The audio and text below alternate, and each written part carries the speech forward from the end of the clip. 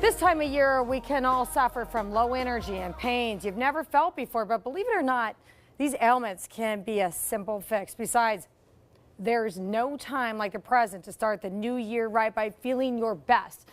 So we brought in an expert to tell us about some causes and solutions to everyday physiological problems like back pain.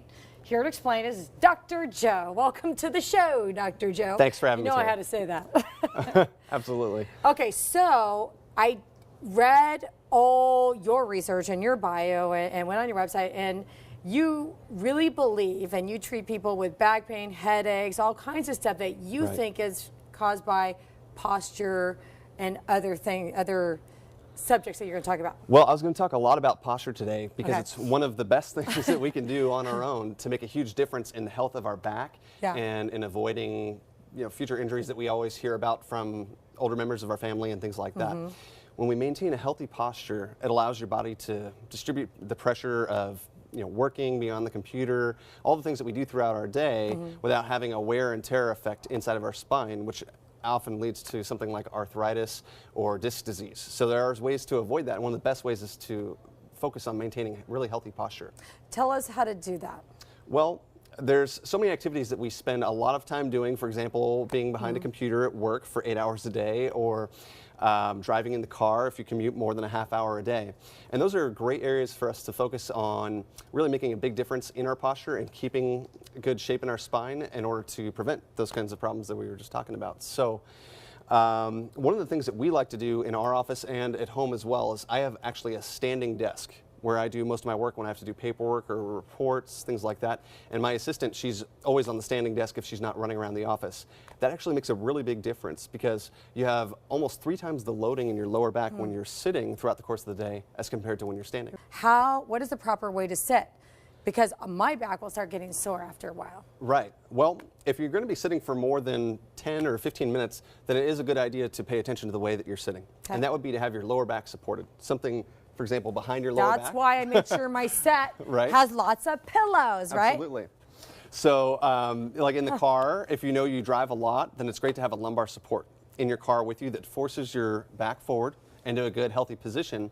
And then of course, if you're seated at a desk for most of your work, then also having a lumbar support behind you. It's different for each person. For example, if you do have injury in your back, then you may not be able to have exactly the same posture that is ideal. But what is important is keeping 3 curves, keeping in mind that we're supposed to have an upright spine with 3 curves from the side. So I brought a prop spine here to give you an idea of that. The spine is supposed to have 3 curves in it, a curve in the neck, an opposite curve in the middle back, and then a curve in the lower back. What we tend to do a lot of times when we're sitting is flatten out this lower curve here. That puts all the pressure into the bottom. So that's why keeping a pillow or some sort of support in your lower back helps to maintain that curve, which helps keep the discs healthy inside of your spine. I like that. What about the neck? I don't think I have a curve in my neck anymore. Okay. Well, a lot of times those can get taken out if we are on the computer all the time. Or and if you your have a car vertebrae accident. could actually fuse together, right? Yeah. That's part of just a wear and tear process that develops into arthritis. And if it's there for long enough, for years, your body will actually fuse it together in an effort to stabilize the region. But one of the ways that we can... and by the way, when that happens, there's no going back, right? Yeah, it's no fun. You lose a lot of mobility and a lot of times a lot of pain will go with it too, of course.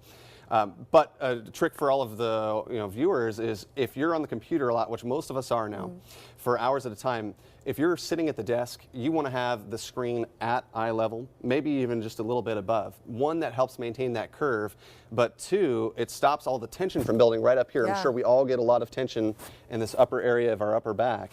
When you're looking straight ahead at the screen or slightly up, then the spine can carry the weight of your head instead of all the muscles being forced to do the job when you're leaning forward on a laptop or on a low screen.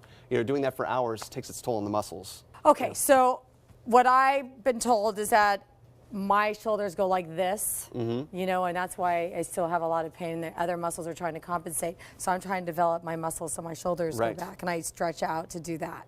Yeah. Is that from holding the bags and the kids over the time that now my body just kind of scar it's a combination of all those things because the muscles build into whatever habit you've set for them. So if you have a posture that's like this all the time, we can definitely expect for your muscles to be a lot tighter here than for somebody who's maintained good posture. Also, if you're leaning forward all the time on the computer or something, that's going to build to it as well. And the way that you counteract that is by keeping mobility in your spine, which can be done with adjustments, yoga, stretching, things like that. Correct me if I'm wrong, but you see a lot of people hunched over and walking. From what I understand, the body, whatever position you take, it starts building scar tissue, so then you stay that way. So think about this. Do you want to walk around like this all the time when you're older, right, and if you don't have to? Or do you want to stand up straight and have good posture? You definitely want to maintain the posture, especially the earlier you are. If you already have the ability to be upright, then that's great, because I work with a lot of patients where we have to try and take them out of this, which can take months or even years to do. Sometimes it's not even possible. Okay, before we close, tell us how bad posture affects like headaches and stuff like that. Well, the way that you can think of how it affects headaches is that when you're forward like this, instead of your spine being able to carry the weight of your head, which is 8 to 12 pounds, depending on how big you are, when you're like this, the spine can't do it, the muscles have to do it instead. Okay. So that means all the muscles from the back of your neck and down to the top of your shoulders are going to be working nonstop to carry and support that 10 pounds. And as those muscles tighten up more and more and more, that's going to start to trigger headaches and just create general neck pain and shoulder discomfort, but definitely headaches is a big part of that. Not to mention back pain. So much pain. Just get your posture straight. If not, go see a doctor. Get some help. Thank you Great thing to focus on for this new year. Much, Absolutely. right? Get it straight for the new year.